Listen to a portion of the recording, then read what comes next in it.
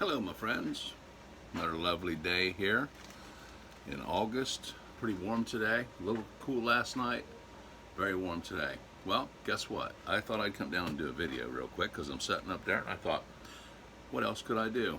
Go do a video. You want to go down and play around with one of your pistols and just kind of look at it, why not share it while you're doing it? Because people seem to enjoy that. So what I got a hold of is the 12-inch barrel Sea Service pistol. It's the Royal Navy. Its years of manufacturing are 1756 to 1815, and as you can see, I put one of them caps on the butt of it. It had just a screw on there, and I've shot this quite a bit. It's a real dandy. Yes sir, it's a dandy. And I made this prison cover for it, which is really tight, and it's tied on. It's rivets, brass rivets, and it fits right over that baby like so. Help protect you from accidentally striking that. And this is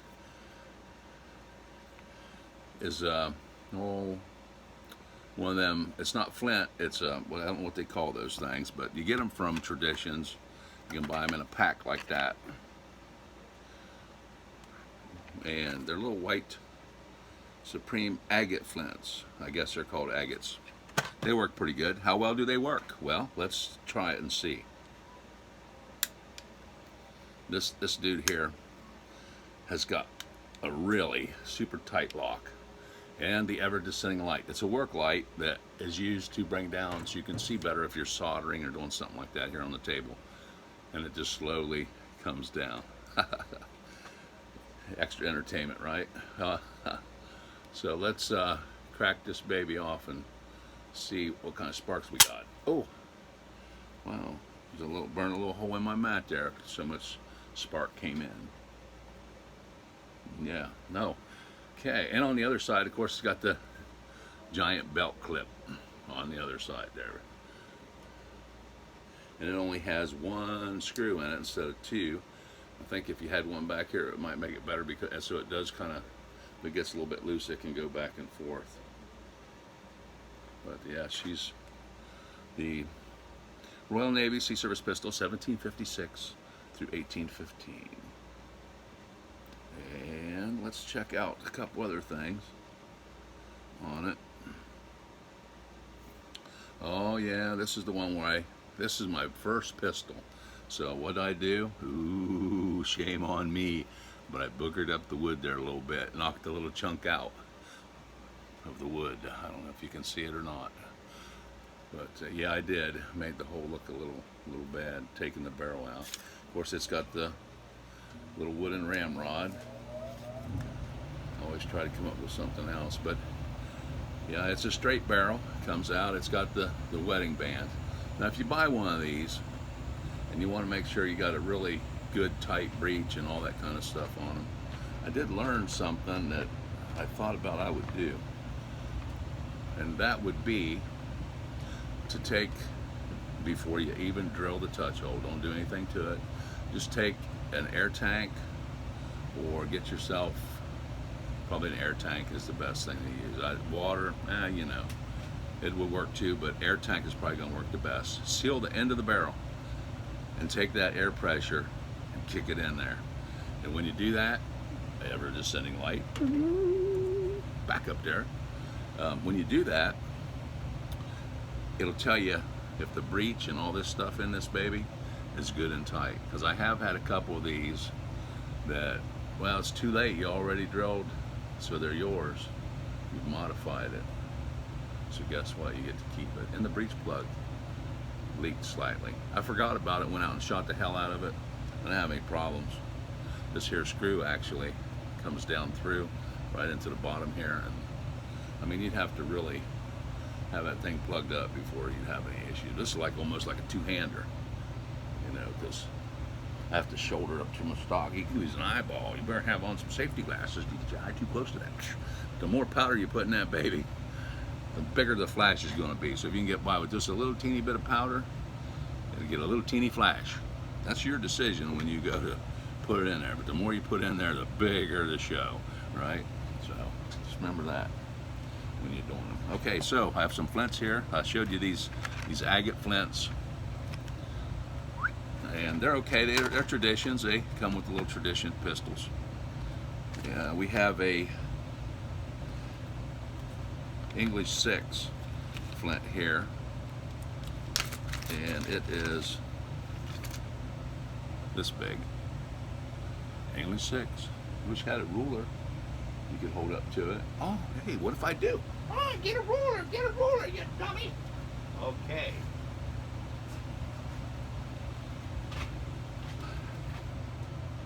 Oh, I wish I got a ruler I could see the numbers on.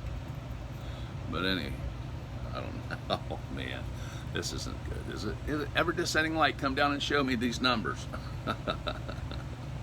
Anyway, there's on the tip of the ruler, right? Now I've seen a couple of these in some pistols that they weren't, whoopsie, they weren't straight like this in the cock. They were tilted like this.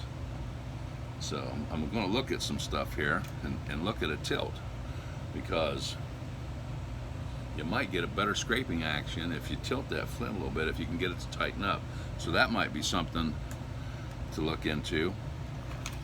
But that's the number 6 flint, and I'd say number 6 would be a pretty good one for those pistols. If you were ordering for those pistols, number 6 would work good.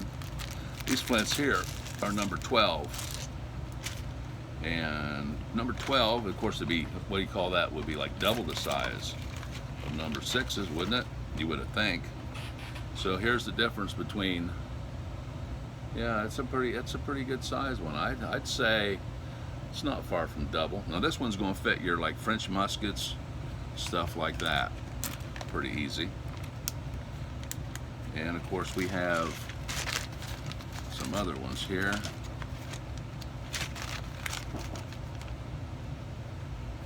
Number 9.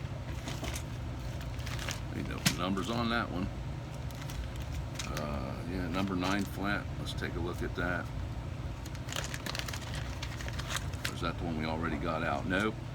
It's actually, number 9's bigger. And you'll find this one to be more for the brown bess, I would say. Number 9's. 8s. 8s ain't much different than these other. That's probably where I got that one out of, was 8s.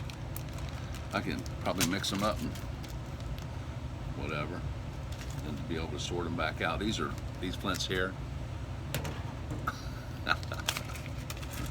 These flints here these are wee tiny fellows here, and they're number 5s. It says Flint, English 5. And those would be for like your double barrel pistol, anything with the smaller locks like the Traditions agates fit. And wow, we even got some that's even smaller called a 5S small. I don't even think we got anything we use them on. They're really teeny little fellas.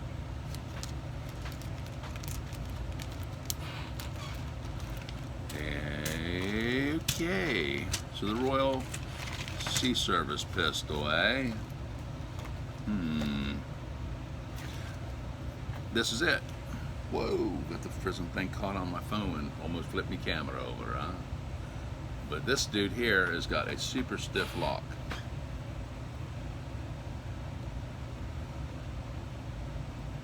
Super stiff. I shot it. It's got the King's Crown towers on it. And I've shot it. Well, I think it's in one of them video. Well, I know it's in the video where a flintlock or a gun, not even a gun, a replica, it's not real, it can't do anything, dreams of becoming a real flintlock. Them goofy videos I did, I think I stuck it up there. And we drill the touch hole and then take it out and shoot it. And it's winter time, there's snow all around, all that good stuff. So it's pretty fun playing around. I think that's the first time I shot one too, so it was exceptionally exciting to do so. catch heck for wearing my hat like this. I said, that's how they wore it. So you got to turn it somehow. Like, I don't know. Maybe it's like that. Maybe it's like that. Maybe it's like that. Well, maybe it's just like that. Well, however you like to wear it. I usually just wear it like this. That's historically inaccurate. You can't hold your brown vest musket without knocking your hat off, and that's true. So you probably would tilt it a little bit. Somehow or another it goes. And I know a lot of times my t-shirts, you say, man, that guy must never change his shirt. Every time he does a video, he's wearing the same t-shirt. Well, that's because I went and bought, I got a bargain deal on t-shirts from Hanes. Hanes. I think that's ketchup. From Hanes. And I got a whole bag of t-shirts all the same color. Some of them have pockets, some of them don't. This isn't one of those, but they come in like a couple different colors. You might see a black one, you might see a red one, but they were horrible. I don't know whether they were remakes or what the heck they were, because the backs of them was all stitched up, the armpits are I mean, those shirts are garbage. I got a good buy on them though, but hey, sometimes you get what you pay for, right? Boy, that cost me a fortune. Well, yeah, sea service pistol. What can I do? Oh, why don't you get a paper towel real quick and wipe your fingerprints off of it. Keep it shiny and pretty. Yeah. Yeah, she's a dandy. But yeah, that lock, she is a stiff one. That's the old half cock. Now, I had trouble with this one. You pull it. There was no half cock, and it's locked, which is scary because it didn't lock. It just kept right on going. You don't want to let them fly up, dry fire them, because if you do, it could. They claim. Haven't had it happen to me, so I'm not going to let it happen. That it can mess up the spring, cause it to snap or something. Because it's not really having what it's supposed to. But that's the agate. Traditions, agate stone for the Kentucky long rifle that they make. They make a lot of this stuff. So let's take we could turn off the descending light. Oh, yes. And we could turn off this light. Yes. And then we can put that up and close the frizzen and show you what this agate stone does on this Royal Navy Sea Service pistol. Are we ready? There we go. Yep. Not disappointed in that. That's an agate stone. So they do work. Now, how long do they stay sharp? Do they stay sharp longer than the flints? It's a possibility. Possibility. But she is a beauty. So I thought I'd come down and pick one, because every time I turn around, I'm like, man, I gotta get everything paid off. I gotta try and buy me another pistol. And I got plenty. I don't need any more. I've got enough to play with to keep me busy. And I've pretty much got every model that you can get. Yeah. So I didn't really need any more, but I love the ones that I got. So you get a job, go out there and work and earn a pay and take care of all your priorities. Make sure you get everything taken care of, and you got some extra cash, and you're just like, man, what can I invest in that would be fun? These guys are nice, and they are. When you do them, you take the barrel off. They'll tell you where they were manufactured and all that stuff. It's got engraving and stuff on the bottom of them, where they were made in India, what armory did them. These ones here, this guy here is manufactured by like DK and Sons, is what this one is. The military heritages, I think, have a different name and stuff on them. This particular pistol was acquired from Historical Twist in Canada. Of course, they're all coming out of Canada. That's where the dealers are for that stuff. And I got that from him.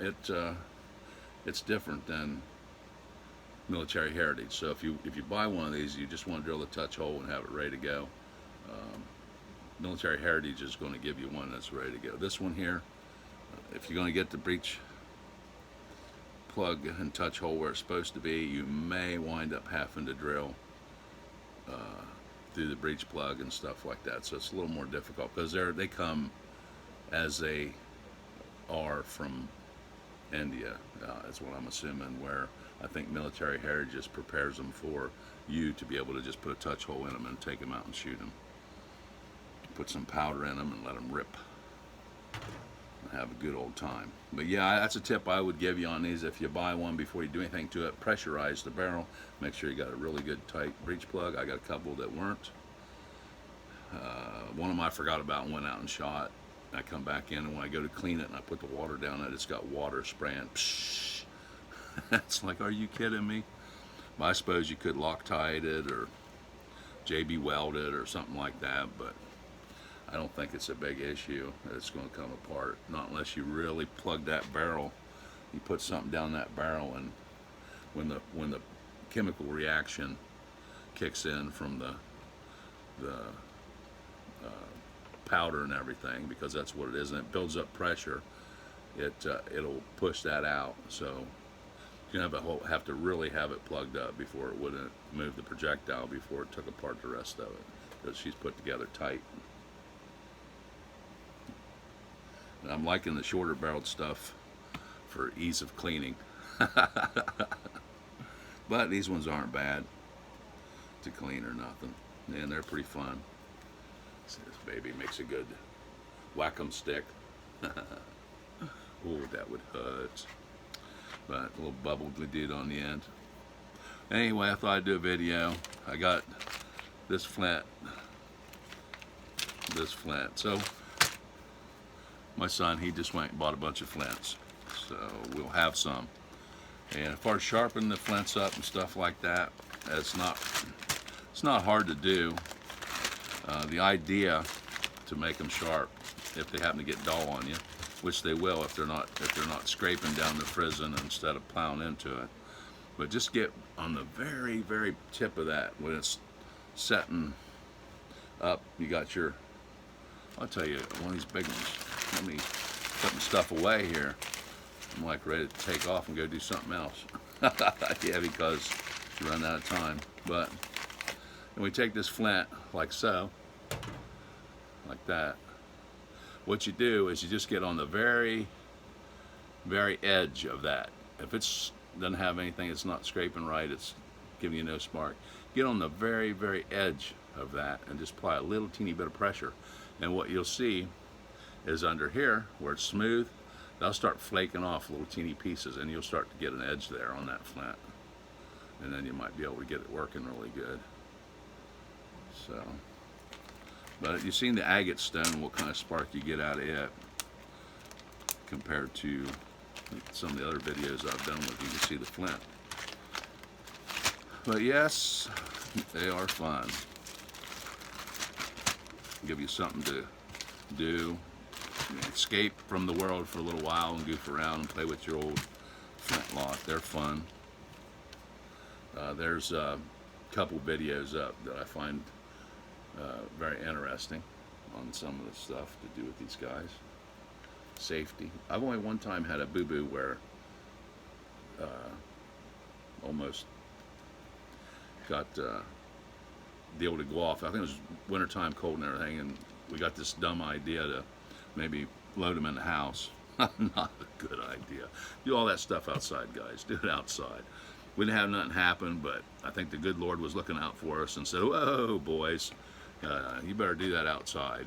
So it didn't take us long to learn that. And it also made me say, whoa, I think I need a cover on them, because you never know what can happen. But I was talking about jumping around all over the place, about this dude not staying when it's half cocked. It won't do it. It just won't stay half cocked. There's no lock on it. It's either ready to fire or it's not. There's a screw in there. I turned it a little bit and it worked fine. So there's a screw inside that lock that adjusts the tension on that to whether it'll stay in half cock or not. So if you're having a problem with any of them that's not in half cock, there's a screw in there that should adjust that for you. I adjusted the screw on this one. It started working. I left it alone. I said, hey, look, man, don't mess with it if it's not broke, because it wasn't working. I turned the screw. It started working. Leave it alone. Oopsie.